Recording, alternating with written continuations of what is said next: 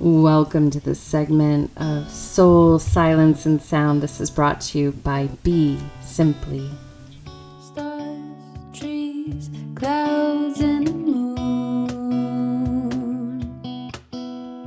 They all have a meaning and they look just like you. Sound. And we are officially in winter and summer here on the earth plane and rocking steady at the equator. Today we're going to connect with the energy of what's happening globally, and it's around two words: courage and joy.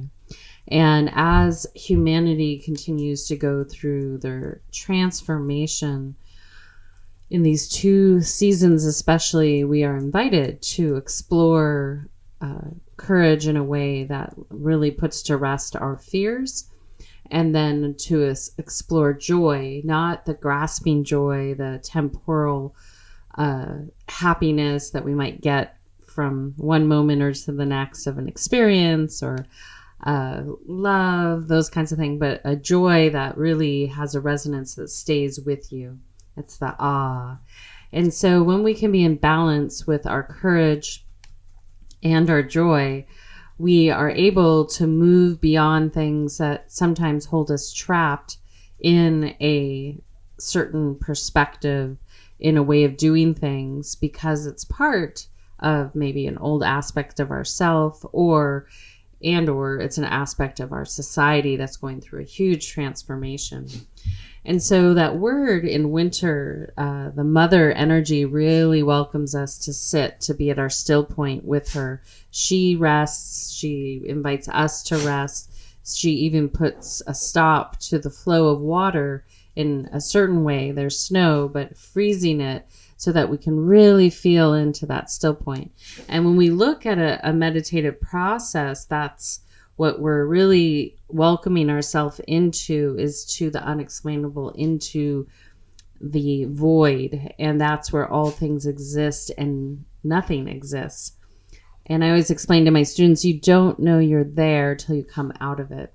So all these like bells and whistles we have available to us via technology, and people experimenting with different modalities to do entrainment with the brain, and using things that maybe they don't completely understand, they're feeling into them. It's fine to have that exploration, but to understand that really that silence, much like a baby when it's in its mama's womb, when you were in your mama's womb, you're held in this still point. You're not going anywhere, and you're going through this huge transformation. So we can look at winter as this moment to be held in the metaphorical womb, and to move in that stillness with courage.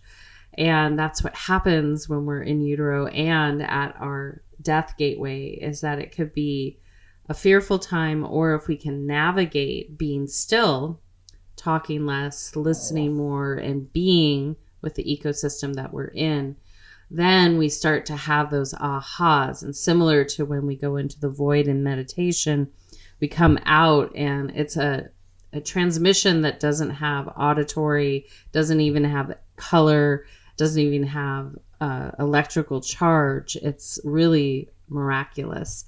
And so when we get there and then come out, that is a sign that one is able to go deeper and deeper into one's eternal being and consciousness in a way that it can benefit primarily self. And then there's a ripple that starts to have an impact on others.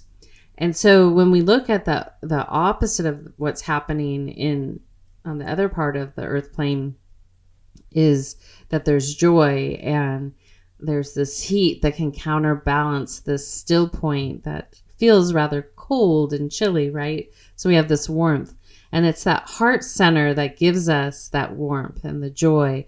And this is why a mother and a child are eternally connected in this lifetime, but on a soul's journey, they're connected. When you've welcomed a soul into your being, your eternal being, it stays with you. You have relationship and karma with this eternal being and your eternal being. And so it's from heart to womb. And that's what we're balancing at this point on the earth plane, is our heart to womb. For biological men out there, it's heart to sacral. But you actually have a connection if you are a father or have a father still in physical form. Your connections through your your solar plexus, your stomach. So it's a different connection. And so right now, all of us get to be in this feminine energy globally, and it's not by accident. And late summer gives us a little bit of the Earth Mother. So really, this is our feminine time. And I was reflecting that how, people go into winter solstice and are really already welcoming back the father energy, the solar, the fire energy, and negating the feminine. And that's what's transforming right now. We are at a moment that we are bringing the feminine back into balance. The epoch that has brought us to here has been very much about putting the feminine to the side. And the difference here is we're not going to a matriarch. We're not like making the women, nature is saying, hey, you're supposed to be in balance with one another. You're to be in harmony with one another. And if you're ready, that's what's available to you. What it requires is that you honor both equally and that you have an internal balance between your masculine and feminine. Way back when I wrote my book, Bare Naked Bliss, I talk about the masculine and feminine. And, in that chapter, there's so much to go in. It could be a whole book. And maybe it will be one day. But the base premise is, just like in yoga, and the Tao is yin and yang, balancing those two forces within yourself. And when you are in union, you are in harmony from the inside out, then you're better equipped to actually be in relation to the world around you and to your friendships, your family, and maybe a partner, that kind of thing, because you aren't relying on that external force to shore up your vulnerabilities in the masculine or the feminine. And I think this is why the people that were in charge before here really have created a lot of confusion and division, because they don't necessarily understand the value of having a society being balanced and in harmony and in union with the masculine and the feminine. And on some level, it feels like it might be a threat to the old system of the patriarch to have the feminine there dancing in harmony. And so one thing that I felt was interesting that came up in and around my world is this conversation around a lot of people really ready to discard a system that basically manifests this system that we have is a global system. It manifested through migration patterns, people moving to places and building systems. And now people are, not everyone, but a lot of people are understanding the consequences, which is good. However, it doesn't mean you throw the baby out with the bathwater because you realize, oh, wow, my ancestors potentially made a mistake. In addition, a lot of people are abandoning ship that was created by maybe the mistakes of our ancestors and deciding they're going to go and conquest other places because they don't want to deal with the mess that was made. And I would say this is very short-sighted, and it really creates that eye for an eye mentality where, oh, I'm just going to go over here and live here and interrupt this location's way of doing things, because it's really how I wish the place I'm coming from was before they got there. So you see, it just ends up being like a cat chasing its tail. And so part of us rebalancing as a society is to really start honoring these feminine periods where we are able to really hunker down and be wow, I get to be, with the feminine and the creation energy, summer and winter.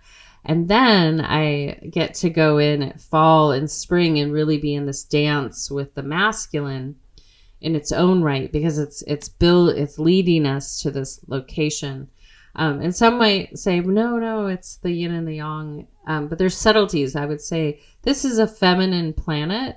And so the balance is not in the way that you've been taught. And so I'm just gently welcoming you that we have these subtle counterbalances, masculine and feminine, and then we have these overarching through our seasons of feminine to masculine. And how we can start to look at that is that winter and summer are times when the feminine creation process is in full glory with a subtle undertone of the masculine. And then spring and fall are when the masculine are in its full potency with an undertone of the feminine in action. And so if you think about that dance, it's like you're leading a certain time of year and then retracting a certain time of year, depending on your biological form, and then also depending on where you live and all these beautiful things. So how this all circles back around to courage and joy is that if you realize that it takes great courage to really go deep, like it takes great courage to dive into a deeper sense of listening beyond the noise that's available to us in the 3D world. And when we go to that place, like imagine, I'm like, come with me. Like, come with me. We're going to work towards you reaching this place, this void. And there's no guarantee how many times you get to go there, but you get to go there and then come back out. And that is really magical, but it can feel, I don't know, a little scary maybe. People have fear around death. It's kind of like that. Are you willing to walk into this unknown place for a little bit and you don't know how long you'll be there or if you're going to come out? And so the more that you're comfortable with that concept, the ability that you're able to withstand many things and be still with many things. So it takes courage to want to look in, to dive in. And then at the same time, it's sometimes just nice not to have to investigate those things and just be swimming on top of the pond. So irregardless on what level of courage you want to have, understand that that's what it takes when we cross through the death gateway, when we dive into our mother's womb. And it also in the winter, we're invited to feel that full potency of creation and to glean from that, to breathe and receive that so that we can continue creating in this annual cycle and these lunar cycles throughout the year.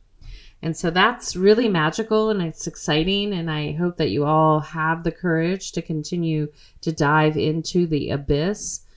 And if you don't have a sense of how to do that, you did it coming into this lifetime, these silent meditations are a perfect start to the practice. And then you can reach out and see if you want to talk with me one-on-one and we can go deeper into that. What I notice over the years, because there's so much information out there, it's almost information overload on some of these topics, that people get a little brainwashed and they think, oh, this mainstream person over here that has millions of followers and is successful is all dialed in. I'm just going to do it their way. This is very unique and subtle to you. And so I've always been this way, even when I, worked in the architectural and design field, and then I've built my wellness practice for the past 20 years, is that each individual project, person, all those things are unique. And so to be in an overarching umbrella or movement, any of that, I learned that through the journey, is actually naive. And so just be mindful when you're just trying to think you know it all because you plug into something, you understand it intellectually, but you're not willing actually to cross that threshold and be courageous and go into a place with the proper guide that understands that it's unique to you and that they have a responsibility to hold you, keep you safe, and hold you in a place that will allow you to expand and continue to evolve.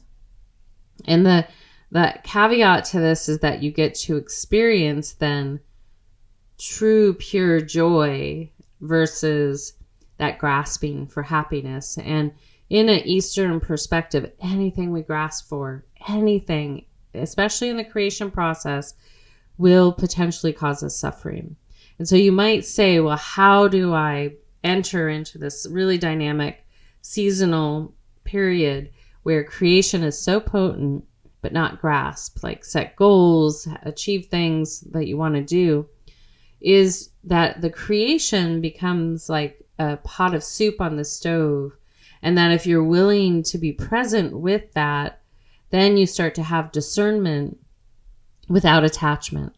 And that non-attachment, and again, this is a topic that's probably been explained a million ways, but non-attachment does not mean you don't care, you don't take effort, you don't take action. It's with a curiosity to see what the outcome is. As soon as you clamp it, as soon as you put barriers, restrictions, you push it away, it's going to constrict and go through some entropy because, won't taste as good as it could because one is trying to control it. And that's the era that we're ending on, is that we're ending this era of control and we're birthing this era of full potentiality. And you're seeing it in so many different ways and so many different articulations based on where people are on the eternal path, because each one is in a different place. So there will be different opportunities. There will be people that want to experience things authentically and build things authentically. And there will be people that want to cut corners and learn through that process. And that's okay. We'll figure it out together. So how these two can dance together to bring us full circle before we go into the meditation is that if you have the courage to create, and if you're a mama or have been a mama, even a furry mama, is that if you have the courage to create, you understand that full potential is there, but you have no control over the outcome. Because the outcome is being woven not only by your karma, your destination, but also these other influences. Every day when we're co-creating, there's these other influences that are in the process of creation. And so if we bring it down to that human life, if the mother is courageous enough to feel that she's ready to create a human life, the ultimate, most miraculous thing anyone can create, and do it within the organic system that we are most important, like we are best to honor that, the organic system of creating life. And so when that mama's ready to do that, it's so beautiful. And at the same time, there's this letting go of the fear, letting go of the doubt and the worry, still taking action to keep that baby safe and all the process that the mama's to go through. And then from there, there's this ultimate gift is the joy that's unexplainable when your baby arrives. And that's what we're all birthing together, is that we're going to be birthing this unexplainable joy. And the key here in this moment is to let go of the things that cause you fear in our current society. And what that means is if you do not have a resolution for the things that cause you fear, to release them. However, know that you are willing to take action if that meets you in a way that's for your own well-being and the well-being of those around you. And so as you take that courage, you step into that unknown. And then on the other side of that effort and that tenacity and that forward motion and that focus is this unexplainable joy. And when you're in that joy, you sip it up and you enjoy. You enjoy it. That's why it takes a while to birth a baby, right? It takes a while, and you sip it up. And when you do that, you can go back to that and visit that. It's just such a beautiful, beautiful opportunity to remember something so miraculous, and it can still feed you. And the same in your spiritual practice when you go beyond because this doesn't have to just relate to human life, but when you go beyond and in your spiritual practice, you touch on this level of bliss, this divine love that supersedes all things. And then you don't have to grasp at it, just trusting that you will get to meet it again and what it means and how precious it is and how to honor it in your day-to-day life. So as we go into this meditation, I welcome each and every one of you just to take a brief moment and then let all of this wash away to notice in this most immediate moment what might be this wax and wane of fear in and around you. And then on the opposing side of that, notice what brings you joy in this most present moment. It doesn't have to be something big, but it's just the simple joy that arrives without effort. And that's a little gateway into this really magical divine joy. Simple, simple, simple joy that arrives in and around you. So I want to welcome you just to let that wash all the way over you. Let it flow away. And I welcome you to take a nice gentle breath first up into your heart center, feeling your courage and your joy. Deep breath in. And then exhaling down into your sacral, connecting to the possibilities of creation. And then inhale, bringing it back up to the heart. And exhaling. Another one. Inhale. And exhale.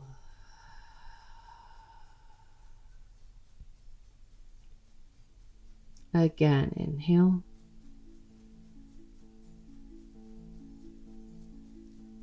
And exhale.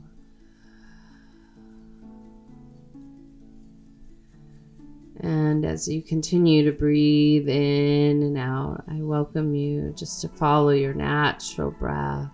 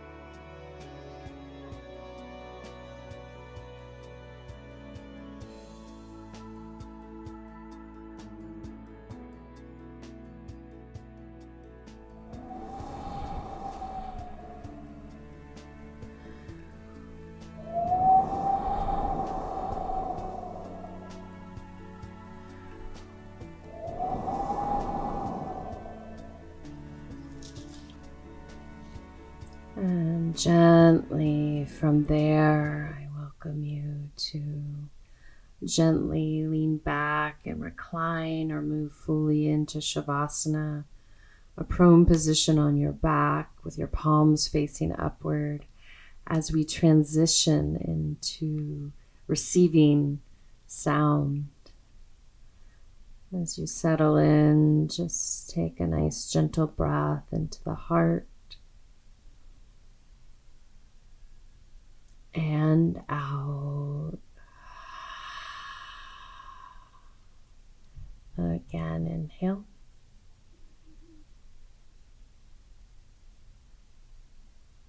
And exhale.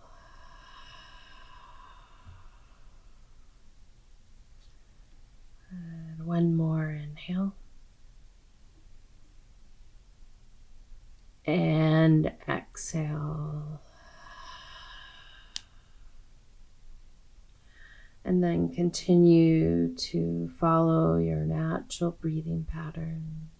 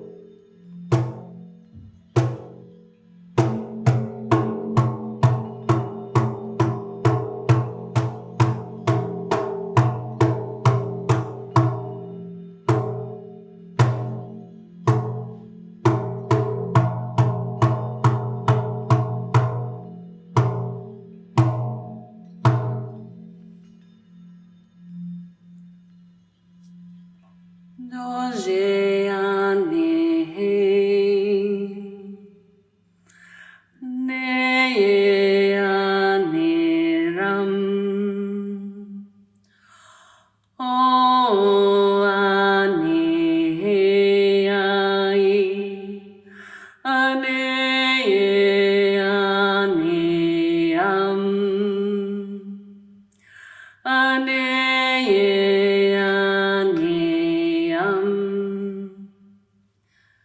Anondo ane ai ane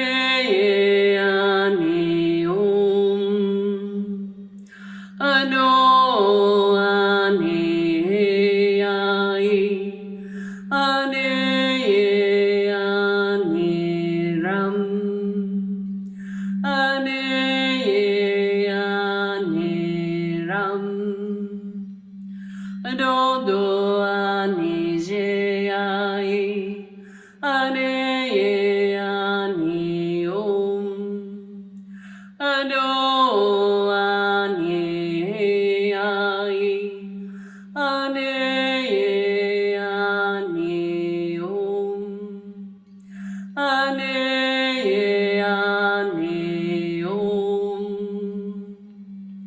Anondo ane alam ane ano ane ai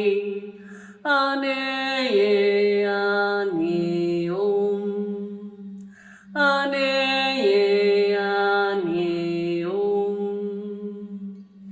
Anondo ane ai ane lam ano ane ai ane ram ane ram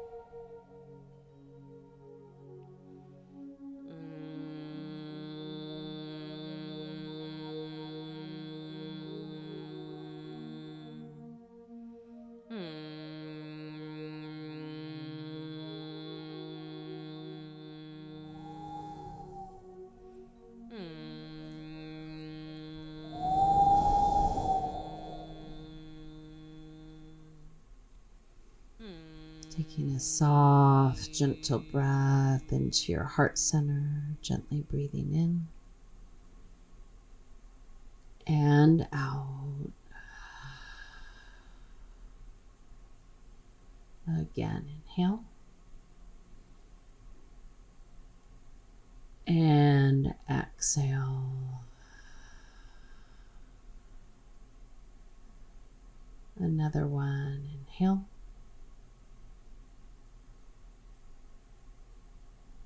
And exhale.